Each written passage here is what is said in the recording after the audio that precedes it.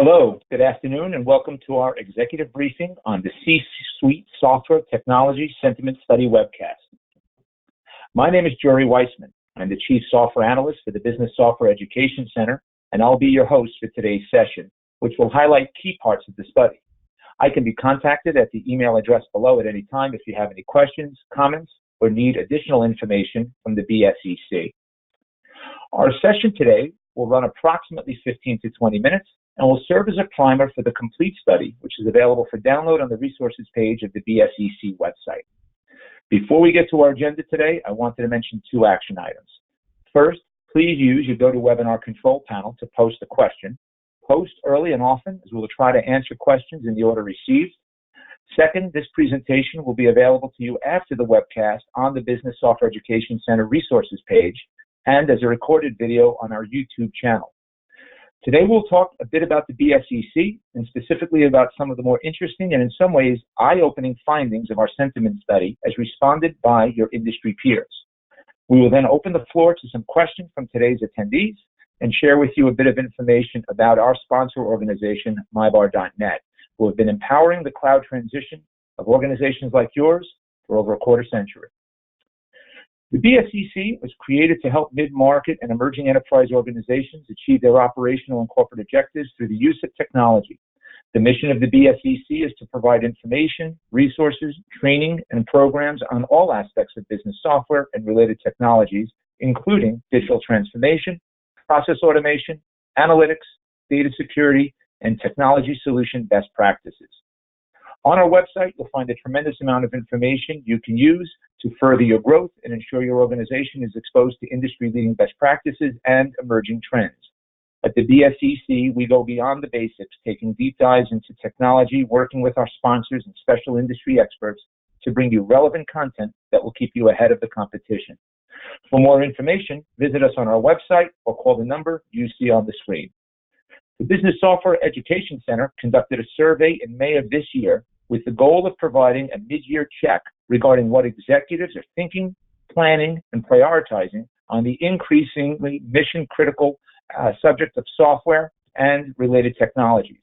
Over 500 executives participated across all company types, sizes, and geographies, so the study is statistically projectionable and valid for the United States market. So first we asked, in 2019, what strategic and technology initiatives are you planning on implementing? As you will note, top technology and strategic initiatives for 2019 include cloud migration and adoption at 21%, and mobile solutions close behind at 20%, followed by digital transformation, analytics, and dashboards. But let's look behind the numbers at the real change in trend. Most interesting is that business continuity ranked dead last, with only 7.3% implementation cited. This differential may reflect a continued focus on shifting digital assets to the cloud versus a high level of maturity for ongoing business continuity efforts.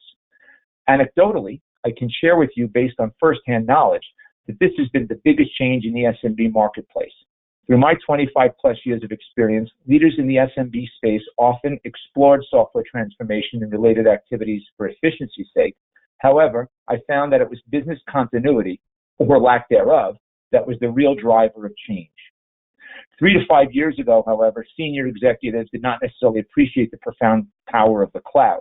Lack of internalization or appreciation of these potential efficiencies held them back. Well, they all looked, and they talked, and they explored, but business continuity is what ultimately pulled the trigger. Today, however, we are seeing a complete shift. Today's leaders have fully internalized the power of the cloud, and they recognize that if they don't make the moves and strategic investments in cloud-based tech,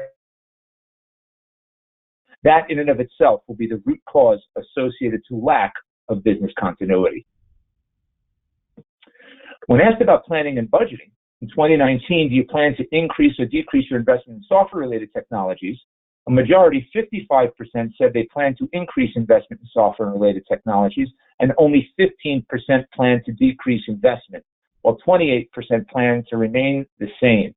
Now, this might be due to the fact that investment overall over the past several years has been up, and even maintaining represents a significant increase in investment from prior years. Takeaways that notable emphasis on increasing the investment in software and related technologies is likely due to a combination of factors. These include a generally positive economic environment where funds are available for strategic IT spending. The prevalence of digital transformation concept in which software is viewed as the means to achieve a competitive advantage is also probably an influencer in this trend. We're also seeing SMB leadership taking root, and these are the executives who have grown up with the technology as opposed to adapting to it. And as such, intrinsically know that the best and frankly only way forward is to ensure they are leveraging technology to the highest levels possible. We then asked them to please rate the importance of specific software technologies to their business. In our findings, we found that businesses consider practical business-facing software applications like financial management and billing to be the most important due to a broad and frequent use cited in the organizations. Cloud management and storage seem to gain traction due to their attractive economics. The takeaways here is that businesses may still be favoring practical business-facing software applications like financial management and billing due to a recognition of the unrealized potential in such systems. Cloud management and storage seem to gain traction due to their attractive economics and security. Let's face it, and leaders today are no different than leaders of 100 years ago. They have and always will want to reduce risk and uncertainty, and we are seeing that trend emerge due to the proliferation of breaches, malware, and crypto lock scams. Another interesting counterpoint is that we posed the same question but reported it by mention frequency, and this provides another perspective that references perceived importance but not necessarily use. Evaluation by mention frequency can be misinterpreted as frequency of use, and therefore what business leaders deem is intrinsically most important, but that is not likely the case. Mention frequency indicates that businesses may be talking about it more because it's in vogue and an emerging trend, but not necessarily aligned with the frequency of use or perceived importance. Here, database software jumped from the fifth most emphasized category to the second most discussed. Between the two versions of the question, BI went from 9th to 6th, and most notable, invoicing and billing software plummeted from 2nd to 10th place. These discrepancies suggest that IT leaders may be talking about a popular category like data management or BI a great deal, but when pressed, they will identify a less exciting area of software like billing to be of significant importance to their business. The shift in emphasis may also be attributable to the use of software packages that combine functionalities like billing and accounting. Frequency of references to accounting software may include billing in the mind of the respondent, and therefore lower. We then looked at what roles or departments are primarily responsible for determining software and related technology requirements. In our findings, IT leads all other roles in determining software and technology requirements with 30% share of the influence. Finance and accounting down at around 18%, very similar to operations, and the C-suite down at 16%. They all seem to have near equal influence. Board of investors have a role, albeit lesser, while procurement and purchasing has very minor role in software technology. Some of the conclusions I take away from this is that the transformation process generally involves the entire organization, and in most instances, buy-in is solicited across departments. While IT may lead in determining the technology and software requirements, they tend to do so at the platform level as opposed to the functional level. We thought it also important to give you a sense of who the respondents to this survey were. And as you can see here, it's really a healthy mix across various industries, led by services and professional services organizations. And I think that this is just a general trend of businesses in general, and probably a very fair and accurate representation of the greater U.S. market.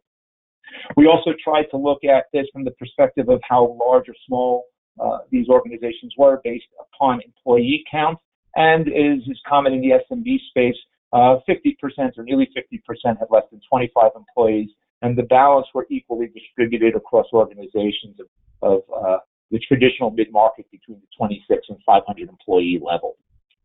And just to round out the field, we looked at were there any regional influences here. Again, pretty evenly distributed. I think it's just a function of circumstance that most of the respondents were in the Pacific side of the U.S., but I think that probably has less to do with some of the responses that we've seen, but just notable anyway. So those are the results. This study and webcast would not be possible, of course, without some sponsorship, and I want to introduce you to our primary sponsor, mybar.net. mybar is a leading implementation partner and application consultant for NetSuite, Acumatica, Dynamics 365, Microsoft Power BI, and Microsoft Dynamics GP platforms. Since 1991, mybar has implemented ERP, CRM, BI, and mobile solutions for mid-market businesses across the United States. And for more information, you can reach mybar at the website you see displayed on your screen or call the number displayed there as well. You see, we've got a couple of questions that have been called in, and I just want to call our attention over to Lindsay here. Lindsay writes, what do you see as the next big technology trend or opportunity for businesses? And she's asking whether it's AI or machine learning or other, and we're seeing a tremendous push in the Microsoft Power Apps development platform. It's a very exciting trend for rapid application development and deployment, leveraging multiple technologies from the Microsoft suite, which would include Microsoft Power BI as a low-cost, high-powered business intelligence platform, and being able to share and design business applications and data through the use of the Power Apps platform and the Microsoft Flow platform. So very exciting things happening there, and a real trend in not only agile development, but certainly in agile business processing as a result. So we have another question called in here. It's from William. It says, will all the high-profile data breaches slow migration to the cloud platforms? And in my opinion, no, quite the contrary. Cloud service providers are certainly far better equipped to manage the infrastructure required to ensure the highest levels of security and data integrity, as well as recovery and redundancy. Certainly the economics, as the survey cited earlier, are a big influencer to this trend, and really lowering the infrastructure investment, lowering the CapEx expenditures, certainly are a big part of why cloud is taking off. But frankly, they have the experience and expertise to manage it far better than most people can on premise. So if there are any other questions or comments, appreciate those two inputs, and certainly you can reach out to